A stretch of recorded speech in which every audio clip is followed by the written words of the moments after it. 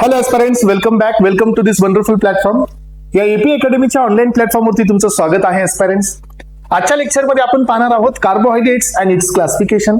थोडंसं इंट्रोडक्शन आपण कार्बोहायड्रेट्सचं घेतोय, then will go for the classification. What is the meaning of carbohydrates? Carbohydrates are the substance or the compounds which contain polyhydroxyaldehyd or polyhydroxyketones. ज्या compound मध्ये carbon वरती OH आहे आणि top लेवलला अल्डेहाइड आहे, कार्बन वरती OH आहे आणि टॉप लेवलला कीटोन आहे, अशा सर्व कंपाऊंड्सला आपण कार्बोहायड्रेट्स असं म्हणतो. Generally carbohydrates are also known as a hydration of carbon. म्हणजे काय, कंपल्सरी कार्बन वरती OH ग्रुप असतो तर तो सबस्टन्स हा कार्बोहायड्रेट असतो. ट्रान्सपॅरेंट कार्बोहायड्रेट मध्ये एक रेशो एक्झामला विचारला जातो, तो असतो carbon oxygen ratio. And carbon hydrogen ratio किंवा oxygen carbon ratio and hydrogen carbon ratio. Transparent लक्षात घ्या, कार्बोहायड्रेटचे जेवढे स्ट्रक्चर्स तुम्ही पाहाल, प्रत्येक स्ट्रक्चरच्या कार्बन वरती एक O आहे आणि 2 H असतात कंपल्सरी. त्यामुळे याचा जो रेशो असतो कार्बन आणि ऑक्सिजनचा तो असतो 1:1 आणि हायड्रोजन आणि कार्बनचा जो रेशो असतो तो असतो 2:1. तर हा जीपॅट मध्ये रिसेंटली क्वेश्चन आलेला आहे.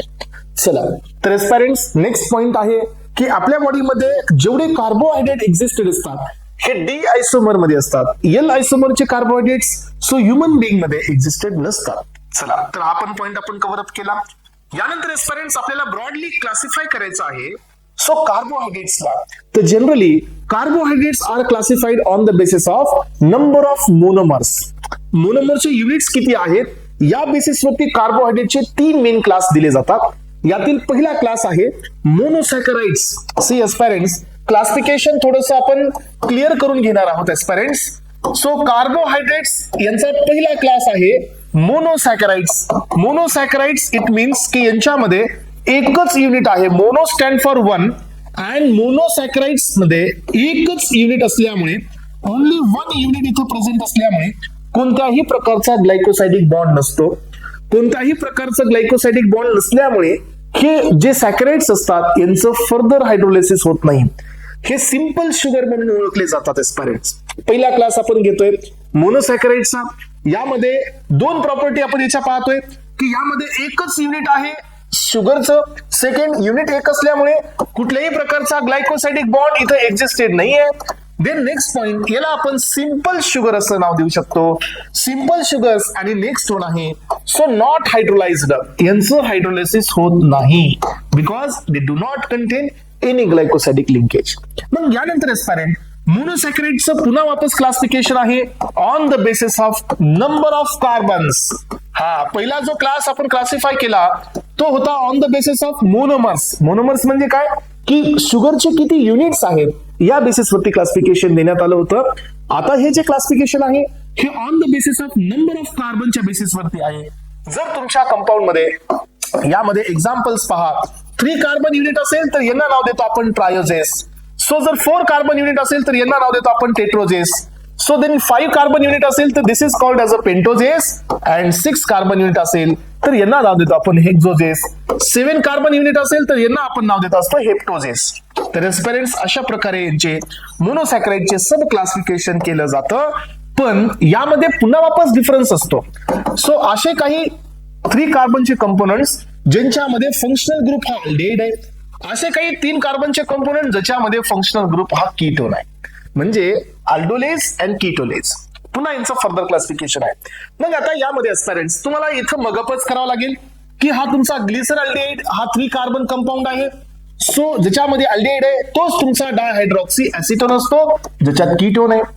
यानंतर पहा 4 कार्बन मध्ये रायबोज आहे, 4 कार्बन मध्ये इरिथ्रोज आहे, 4 कार्बन मध्ये इरिथ्रोज आहे आणि कीटोनिक ग्रुप मध्ये इरिथ्रोलोज आहे, रायबोज आहे आणि कीटोन ग्रुप मध्ये रायबुलोज आहे.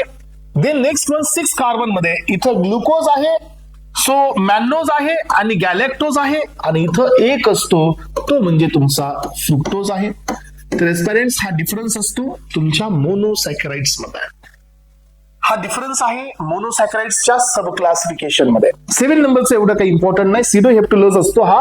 ओके, चला देन आपण आता सेकंड क्लास कडे जात आहोत जो तुमचा कार्बोहायड्रेटचा सेकंड मेन क्लास आहे oligosaccharides. Then aspirants oligosaccharides means what? Oligosaccharides म्हणजे काय की ज्या शुगर मध्ये 2 to 10 युनिट्स ऑफ मोनोमर्स आहेत, म्हणजे हा ऑलिगोसॅकराइड असतो. हा मोनोमरही नाही आहे आणि हा पॉलिमरही नाही आहे. लिमिट आहे याला अप टू 10 शुगर युनिट्स, म्हणून हा ऑलिगोसॅकराइड आहे. सो यामध्ये पुन्हा वापस on the basis of number of units, so यांचे 3 ते 4 मेन क्लास आपण पाहतो. यामध्ये डायसॅकराइड्स, याचा अर्थ आहे की यामध्ये 2 युनिट आहेत. येस, 2 मोनोमर्स प्रेझेंट असतील तर यांना आपण डायसॅकराइड्स असं म्हणतो.